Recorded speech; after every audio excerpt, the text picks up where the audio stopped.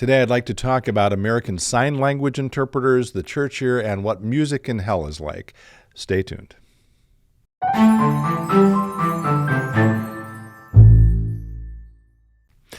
Hello, friends. Pastor Tim Westermeyer here, Senior Pastor of St. Philip the Deacon in the western suburbs of Minneapolis. Good to be with you as always.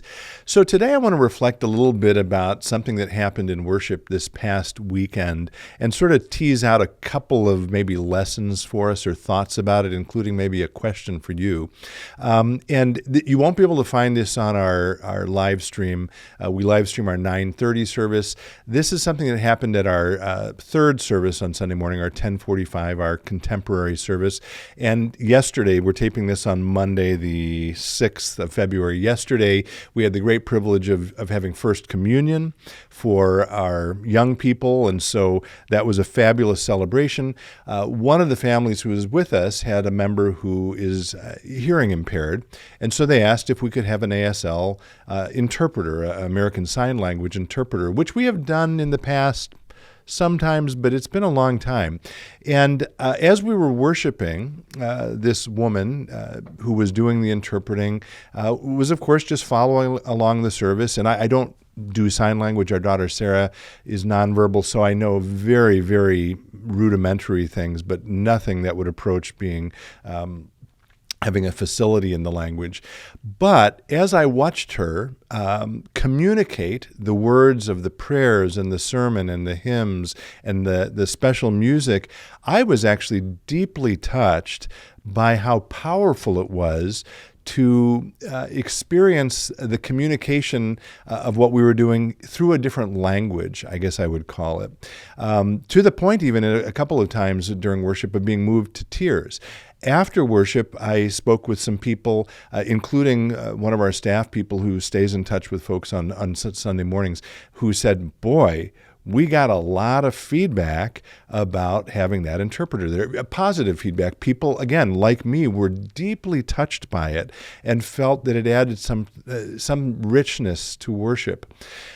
So I wanted just to name that because it's fresh on my mind. And then I wanted to just, again, tease out a couple of thoughts which have to do with our worship life together. And maybe that's one category and the other is reading the Bible. And maybe I'll preface both of those with a quote, and I can't find this right now. If someone knows who said this, I think it was a composer somewhere. I would love to be reminded of who said it and what the context was. But I think the quote was something like, again, from a composer, music in hell is either has no surprises or is all surprises, right? So there's no continuity. It's either just something totally new all the time, so you can't get comfortable with it, or it's completely the same thing and as a result is boring. The point is, music that engages us has both of those things. It has a sense of a theme, let's say, that's being developed, or a framework, a set of keys or whatever that is similar, that keeps your attention. But every once in a while, there's something unexpected, right, that catches your attention and brings the whole thing to life.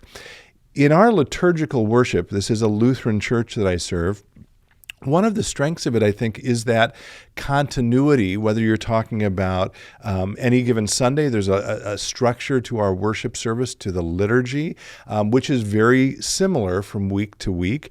But that continuity, that framework gives us a chance to make changes so that when those changes happen, people will say, oh, that's something new, that's something different, and it catches our attention, like having the ASL interpreter yesterday. The same thing is true in our tradition in terms of the church year. Forget about every single Sunday. Our church year has seasons, and by the way, we are approaching the season of Lent now, and if you want to learn more about that, I'll talk about that in a future episode. You can see what we're doing at spdlc.org/Lent 2023.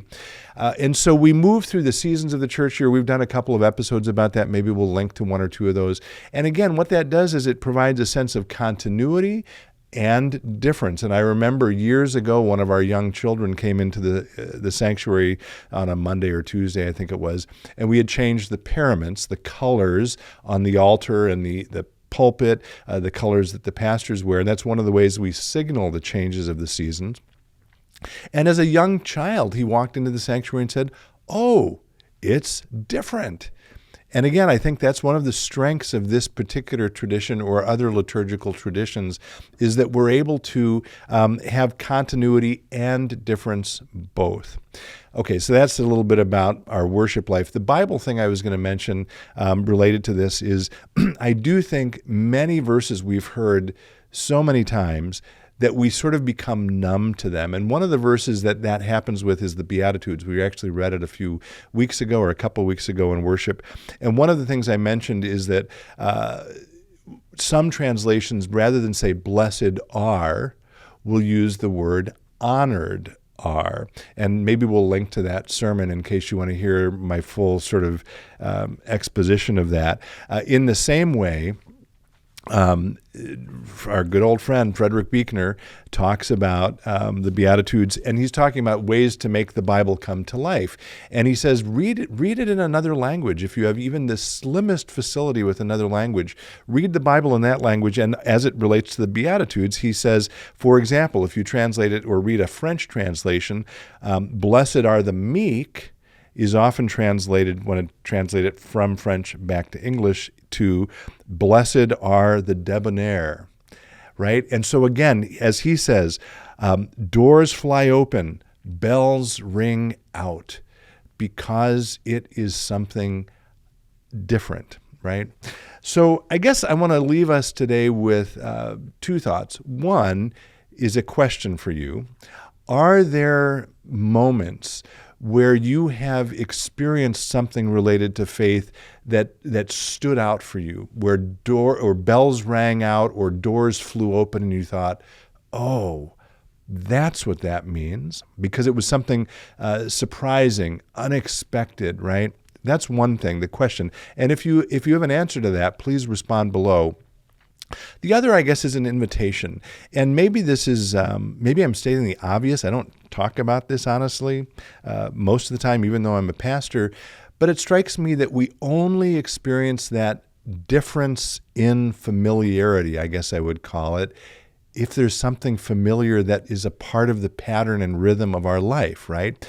Part of the reason this ASL Interpreter was so powerful this past weekend is that we don't usually have that, and everyone who is in church, or most of the people in church, are there week in and week out. And so it called out to us as something different. They only knew that because they're there most weeks for worship. So I guess my invitation to you is, find a place that you can call home as a church. If you're in this area, you are, of course, most welcome to St. Philip Deacon. But if you have another church you're interested in this area, great. If you live further away and there's a church you're interested, great. My strong conviction is that as human beings, we need a framework for our life to move through the time of our life. And when we create that framework, one of the great sort of unexpected surprises that results from it is that every once in a while, within that framework, something changes. Something is different, and it helps us, I believe, to see more fully the presence of God in our lives. So that's my thought for today. I would, as always, love to know if that makes sense to you, if you have questions about that. If it doesn't make sense, please let me know that as well. I'm still getting used to this new mic. Thanks for the comments about it, by the way. And again, by the time you see this, we will likely already have had the Faith and Life event with David Robeson, which I mentioned last week. If you didn't have a chance to view that in real time, I invite you to find it online. We'll maybe provide a link to that. And then very soon, hopefully, we'll have the interview with him showing up on this channel as well. So thanks for being with me. As always, be well, stay in touch, and God bless.